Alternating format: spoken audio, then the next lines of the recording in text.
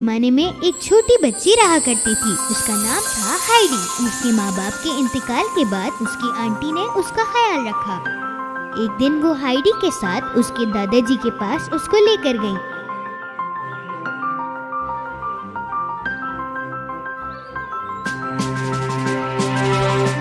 दादाजी थोड़े गुस्से वाले बुजुर्ग थे और एक छोटी सी झोपड़ी में रहा करते थे। हाइडी ने अपने दादा को जिंदगी में पहली बार देखा। दूसरे शहर में नौकरी मिलने की वजह से आंटी ने हाइडी को उसके दादा के पास छोड़ दिया। हाइडी के दादा पहाड़ों के बीच पूरी दुनिया से अलग होके रहते थे। हाइडी को देखकर उसके दादा बहुत खुश हुए, लेकिन ये खुशी हाइडी को जताना नहीं चाहते थे। हाइडी के दादा ने कमरे में एक प्यारा सा बेड लगाया। हाइडी को उसके दादा बहुत पसंद आने लगे और हाइडी को पहाड़ों में बहुत सी खुशियां मिलने लगी। सुबह होते ही उसे दादा ने अपने बड़े से कुत्ते जोसेफ से मिलवाया। हाइडी को जोसेफ बहुत पसंद आया। एक दिन पहाड़ों में घूमते हुए उसे पीटर मिला। पीटर अपनी बकरियों को खाना खिला रहा था। मैंने तुम्हें यहाँ पहले कभी नहीं देखा। हाँ, मैं कल ही यहाँ आई हूँ और यहाँ अपने दादा के साथ रहने वाली हूँ। अगले दिन वो दोनों एक साथ पहाड़ों में घूमने लगे। हाइडी की जिंदगी बहुत अच्छी चल रही थी। हाइडी को ये सब बहुत पसंद आया और उसने पीटर से बहुत कुछ सीखा। दादा भी बहुत खुश थे हाइडी को काम करते देखते हुए। रोजाना भाग भाग कर काम करते हुए हाइडी बहुत खुश थी और वो दादा के घर के काम भी करवाती थी। और उसका सबसे पसंदीदा काम उसके दादा के ओवन में डबल रोटी बेक करने का था। वो ब्रेड बेक कर पीटर की दादी के पास ले जाती थी और उसकी दादी उसको ताज़ा बकरी का दूध पिलाती थी। एक दिन गर्मी के बाद सर्दी का मौसम आ गया। जब पीटर स्कूल जाने लगा, हाइडी अकेली हो गई और बोर होने लगी। हाइडी बहुत अफसुर्दा थी क्योंकि वो बहुत छोटी थी स्कूल जाने के लिए। एक दिन हाइडी के आंटी उसे शहर ले जाने के लिए वापस आ गईं। वो घर में ही अपनी तालीम हासिल करने जा रही थी। दादा को पहले तो ये बात बिल्कुल पसंद नहीं आई, लेकिन फिर उनको ख्याल आया कि ये हाइडी के लिए बहुत अच्छी बात है ताकि वो अपनी तालीम पूरी तरह से हासिल कर सके। मुझे यहाँ से कहीं नहीं जाना, मुझे दादा के पास रहना है। पर उसके दादा ने उसे जाने का कहा और उसकी आंटी ने हाइडी से वादा किया कि हम कुछ ही दिनों में यहाँ वापस आ जाएंगे। हाइडी और उसकी आंटी बहुत लंबे सफर के बाद एक बहुत बड़े महल जैसे घर में पहुँचे। कितना बड़ा घर है, मैं यहाँ रहूंगी। हाइडी क्लैरा से मिली। क्लैरा चल नहीं सकती थी बचपन में एक हादसे की वजह से। आंटी हाइडी को यहाँ इसलिए लेकर आई थी ताकि क्लैरा को एक दोस्त मिल जाए।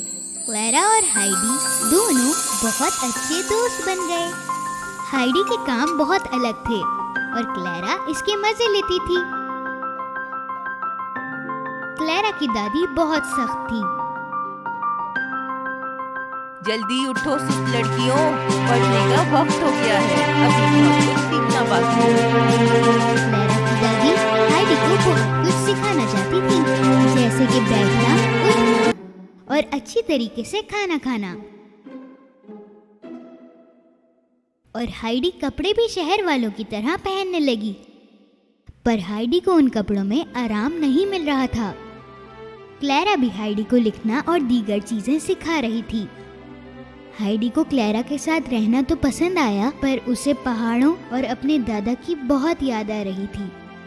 इतनी याद आ रही थी कि वो सही से खाना भी नहीं खा रही थी। क्लैरा की दादी और उसके पापा को हाइडी के दुख का एहसास हुआ, तो उन्होंने ये तय किया कि वो उसको उसके दादा के पास भेज देंगे। लेकिन क्लैरा बहुत दुखी थी क्योंकि हाइडी जा रही थी। प्यार उसे कहते हैं जब हम किसी की खुशी के लिए कुछ भी कर लें। दादी ने ये कहा और यही अलविदा कहने का वक्त था। जब हाइडी जा रही थी तो उसकी आंटी ने बताया कि अगले साल हाइडी दोबारा आएगी। खुशी खुशी पहाड़ियों में भागते हुए वो सबसे पहले पीटर के घर गई। और क्लैरा का दिया हुआ बेड पीटर की दादी को दिया। उसने शहर के कपड़े उतारे और भागते भागते अपने दादा की तरफ जा पहुंची और वो दोनों बहुत खुश थे। थोड़े ही दिनों बाद हाइडी की खुशी रुक ना पाई जब उसे एक खत मिला कि क्लैरा उससे मिलने आ रही है।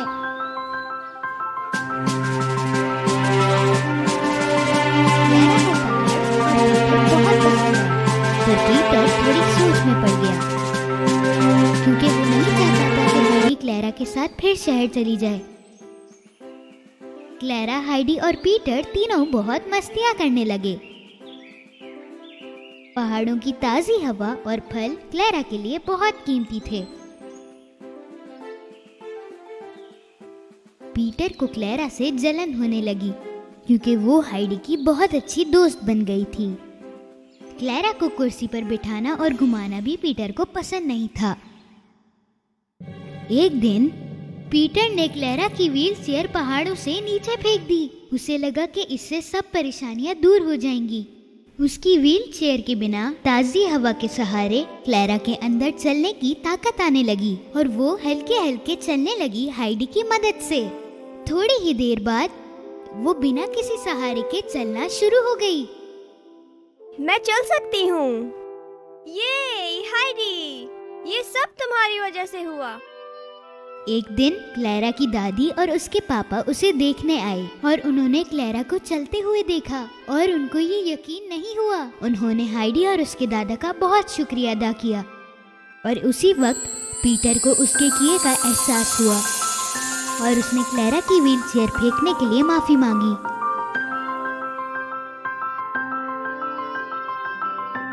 मैं आप सब लोगों से माफी चाहता हूँ, मैंने बहुत बुरा काम किया। हमने तुम्हें माफ किया है ना क्लैरा? तुमने गलत किया लेकिन उसकी वजह से क्लैरा चलना सीखी।